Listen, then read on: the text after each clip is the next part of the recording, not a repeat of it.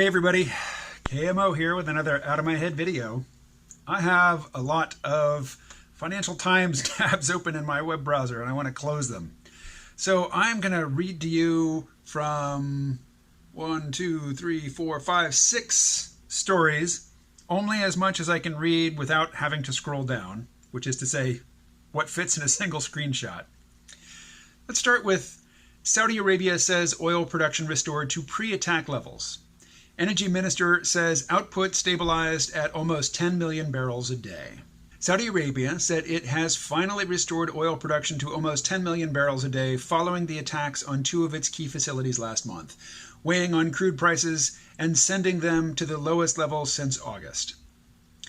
Prince Abdulaziz bin Salman, Saudi Arabia's oil minister, said oil production had stabilized near 9.9 million barrels per day, and the kingdom's total production capacity, which includes fields available but not in use, was back to 11.3 million.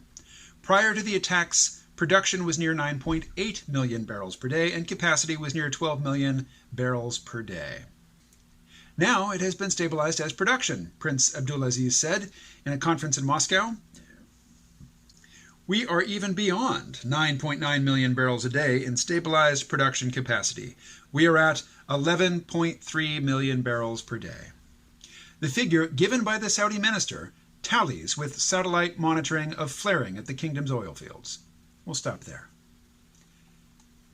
Closing the tab. Next, U.S. Treasury hits Putin's chef with new sanctions.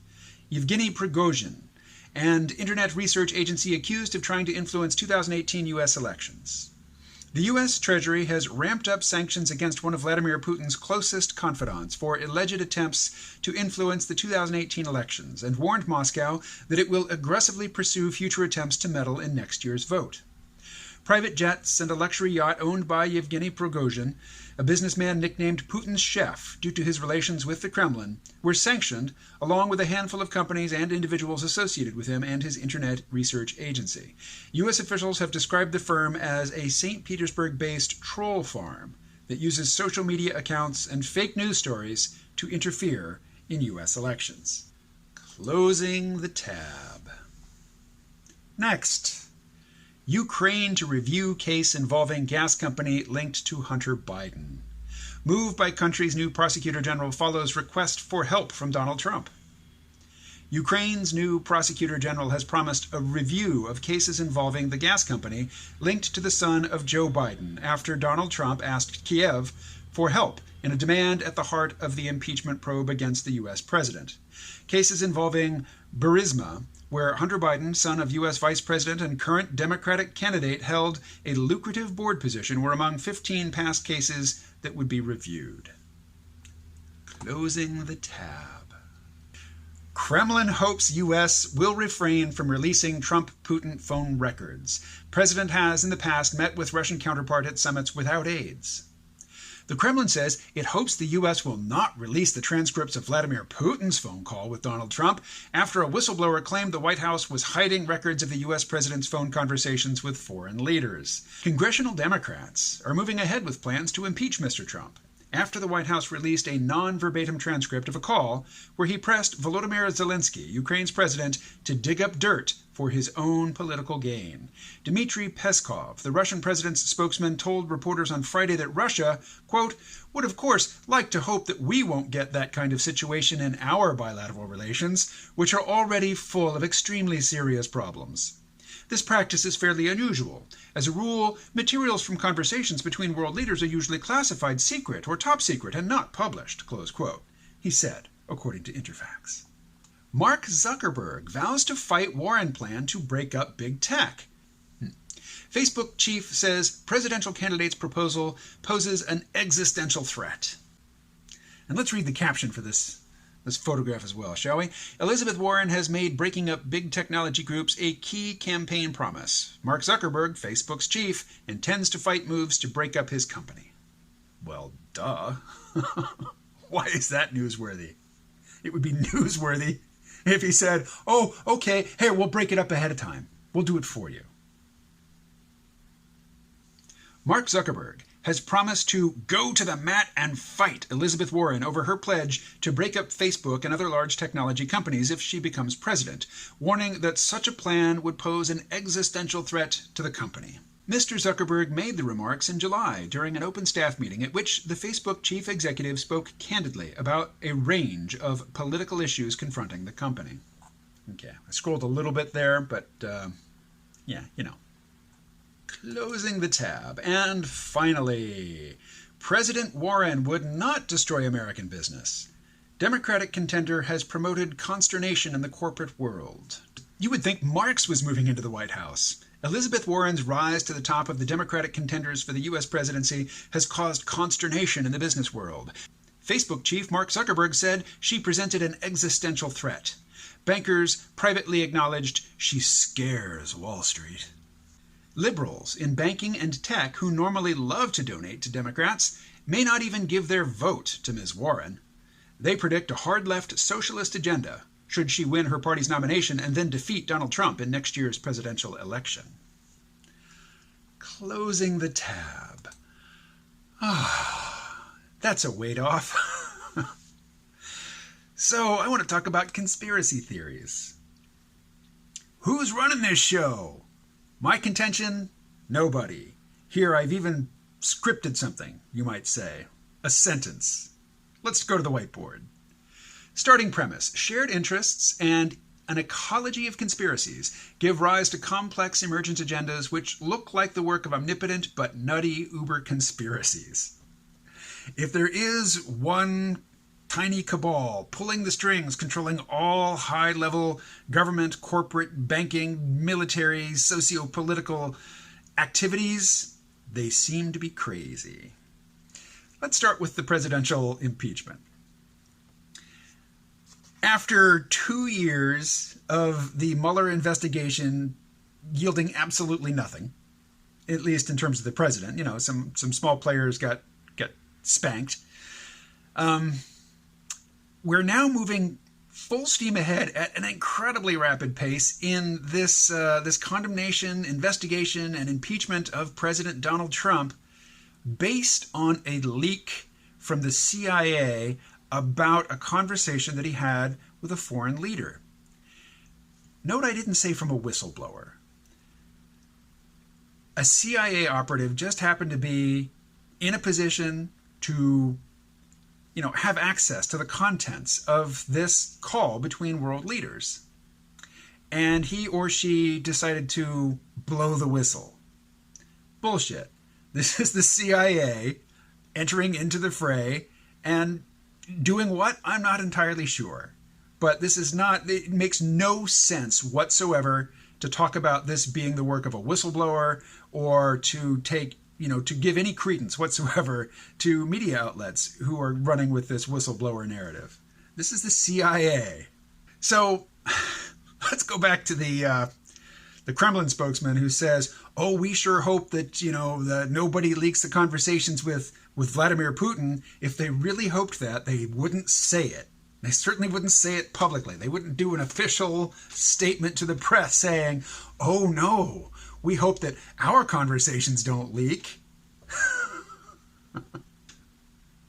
So the Democrats are pushing full steam ahead for, removing the president from office on the basis of somebody's report about the contents of a phone call that he made. And who's the beneficiary here?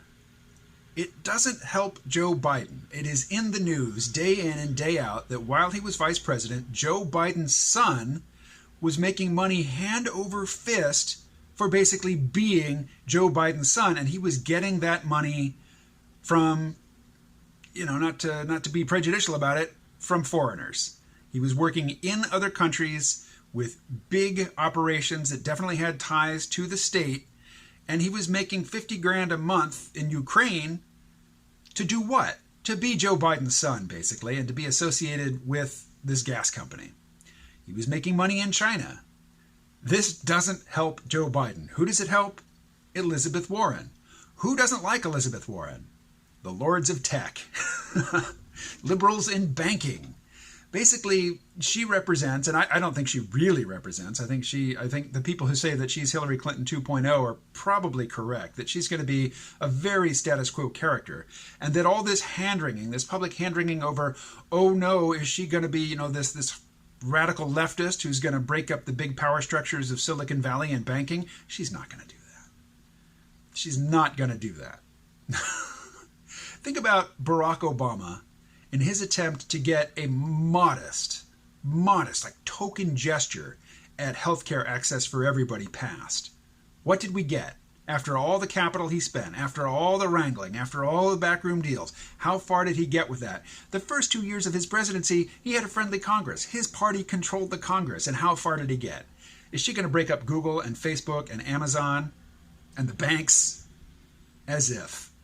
I don't believe anybody is worried about that. I just don't. What were the other stories? Oh yeah, Saudi Arabia. Their oil production is back up to, better than it was before supposedly the attacks by the Houthi rebels from Yemen. The story didn't mention, although, the Financial Times is not hiding the fact, they've certainly mentioned it elsewhere, that the attacks came at a time when Saudi Aramco, the state-run oil company, was about to have an IPO. And along come the attacks to disrupt that. But now they're back in business. Whose interests are served here? I'm not pushing a specific agenda. I'm just raising questions and linking items in the news, all from one source, but not all from a single reporter. And, the Financial Times surely has an editorial policy. I mean, they're open about it. They're pro-globalization. They are globalists, admittedly, and channel your inner Alex Jones and his ranting about globalists. So I guess the point that I'm making, it's already in the premise that I shared with you. Conspiracies happen every single day.